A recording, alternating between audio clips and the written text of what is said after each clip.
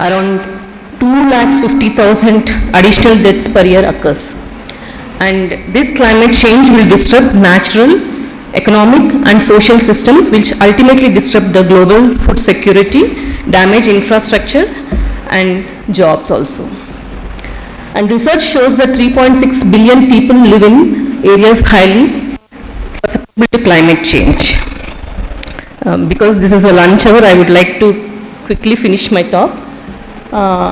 Actually, my topic is effects of women health and women cancers, and I'll skip these slides. What is climate, climate change, the causes of climate change and effects, because earlier speakers have already spoken about them. And coming to the effects of on human health. So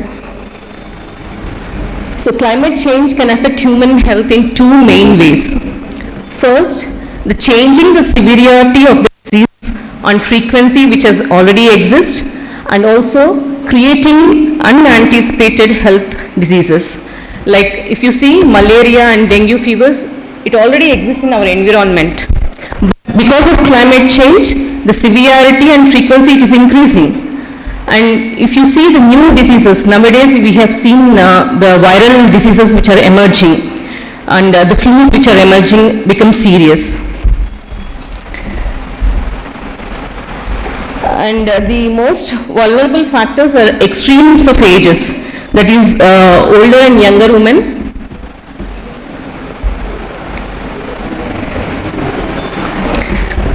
pregnant women, and poverty, lack of technology and adaptability, low level of fitness, and physical and mental impairment.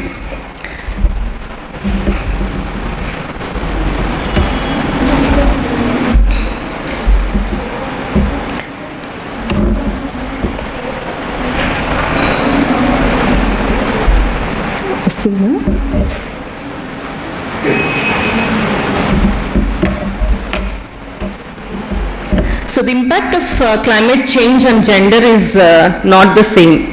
So women are more vulnerable to climate changes, and this is mainly because majority of the women population are in poor, and they are proportionately dependent on others. And the women vulnerability to climate depends on the social, cultural and economic factors. In addition, women rarely are affordable to access to the financial services and disaster information. They tend to be excluded from decision making and resource allocation. All this undermines women's ability to prepare and recover from climate shocks and distresses. And coming to the actual topic, the health effects on women. So the climate is a combination of the climatic systems like atmosphere, hydrosphere, lithosphere and biosphere.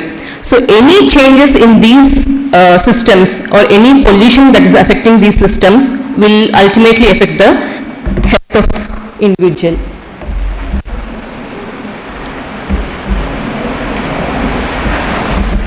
So air pollution, this has responsible for more than 6.5 million deaths globally. Okay. And mainly this is because of a mixture of hazardous gases because of burning of fossil fuels like coal, oil and gas. And these gases are nothing but, as Sir said earlier, the carbon dioxide is increasing, the nitrogen dioxide, sulfur dioxide, everything.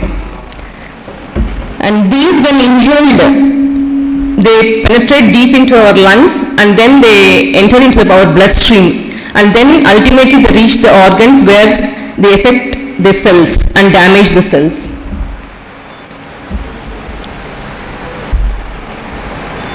So all the so air pollution has a lot of pollutants. This, when inhaled into our lungs, they reach the alveoli, the smaller airways, and then from there they enter our bloodstream and then they cause the damage. And women are more vulnerable because if you see in rural areas, women mostly depend on the. So if you see in this picture, the woman is cooking. So there is no gas stove or something, and then the whole smoke that is coming out from the cooking, they're inhaling the pollutants. So the pulmonary deposition of the inhaled particles, it differs from men to women, and we have seen higher deposition in females. And also the cardiovascular diseases, the thickness of the blood arteries are more in women, and hence the more effect on heart and the blood vessels. And also women are more anemic, and hence they are more sensitive to toxic substances. So these are all the different diseases, cardiovascular diseases like stroke, ischemic heart disease, respiratory diseases, then pregnancy related complications like stillbirth, low birth weight babies, and neurological diseases like Alzheimer's in elderly patients, and also molds. If the moisture content in the area is increased, then it might lead to molds and bacterial growth, which when we inhale, they become allergens and cause irritation of skin or lungs, and then they cause asthmatic effects. And as Sir said earlier, the climate change is not only heat, it is also extreme coldness, and effects on extreme heat. Women differ from men in their physiological compensation to elevated temperatures, because they dissipate less heat by sweating, and they have higher working metabolic rate and have thicker subcutaneous fat. So these factors decrease the radiative cooling. And this in pregnancy, because of vasoactive substances, increase blood viscosity, they damage the endothelial cell function, and they cause the stillbirth, congenital birth defects, gestational hypertension, and poor neonatal outcomes. So these are all the direct and indirect effects of hot weather. First, the cell gets dehydrated, because 60 to 70% of our body consists of water. So because of dehydration, that leads to heat cramps, then heat rash, dizziness, fainting, and heat stroke. And because of extreme cold, the same thing, there will be a frostbite, and then chilblains, and ultimately leading to heat stroke. And not only these, because of extreme weathers like hurricanes and in storms, the women or any people are vulnerable to injuries, waterborne, vector-borne, and foodborne diseases. And wildfire smoke also releases more of toxic chemicals and cause pollution. And we're coming to the vector-borne disease, these are nothing but the spread by arthropod or small animal vectors, and the main mode of transmission is from one host to another. And because of this climate change, there has the potential to increase the range or abundance of animal reservoirs, or prolong the transmission cycle, or increase the importation of vectors or animals from one place to another.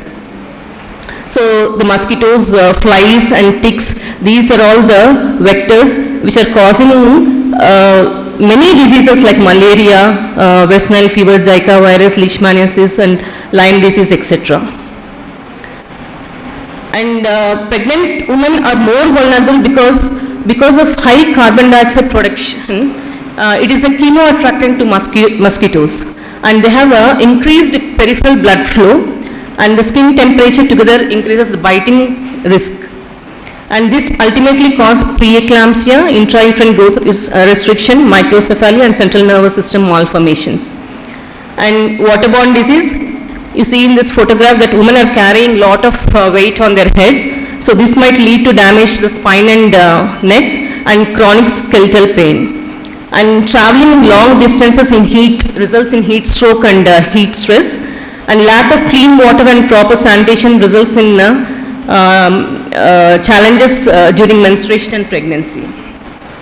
So these are a very big list of infections through water. It might be due to ingestion of water when we take water, or contact with water, or inhalation of pollutants from water or from the parasites which are living in the water, etc. So coming to food safety and nutrition, climate change is already hampering agriculture production by ruining crops through increased drought and flooding. And women are inherently sensitive to the effects of food insecurity and resulting in deficiencies like anemia and micronutrient indeficiencies. And these malnutrition might cause in pregnancy the intrauterine growth restriction, etc. So rising temperature can affect food across the world by increasing the incidence of infections or promoting higher uptake of toxic heavy metals or driving plant pests or making plants more susceptible to fungal infections and etc. So earlier Madam was saying in the initial talk that people during climate change they are more they have more risk of physical, sexual and domestic violence, but this ultimately will result to mental health. So women may be separated from family and other support systems and may avoid using shelters for fear of abuse. So additionally, these risk factors will ultimately lead to anxiety, depression, post-stress disorders and also suicidal activities. So women cancer, being an oncologist, I would like to stress upon these women cancers which are increasing. Earlier, when I was studying my PG, I have never seen such incidences. So our OP was a little bit less, but nowadays we have seen our OPs with full of crowd.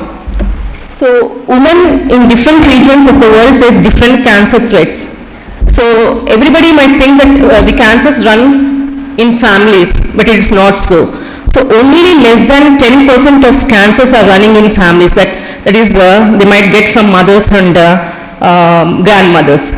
But most of the cancers, around 70 to 80% are acquired because of climate changes and because of our lifestyles, everything.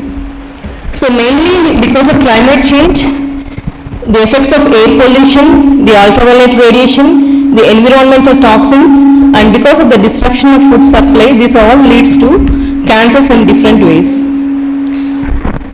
So the green gas emissions, so because of climate changes which are leading to drought and wildfire, heat, sea level rise and extreme weather conditions, it might leads to air pollution, UV radiation, then human behavioral changes, food insecurity, water pollution, which ultimately leads to the lung cancers, skin cancers, breast cancers, etc. So before going to cancers, I would like to tell about the biology behind the cancer. So this is the cell, and each cell has a nucleus inside and a DNA. So DNA is nothing but the genetic material. So normally each cell divides and form into two cells, but abnormal cell division occurs where each cell will divide unrestrictedly and it becomes a uncontrolled mass. This is mainly because of mutations, and these mutations are mainly caused due to the climatic changes.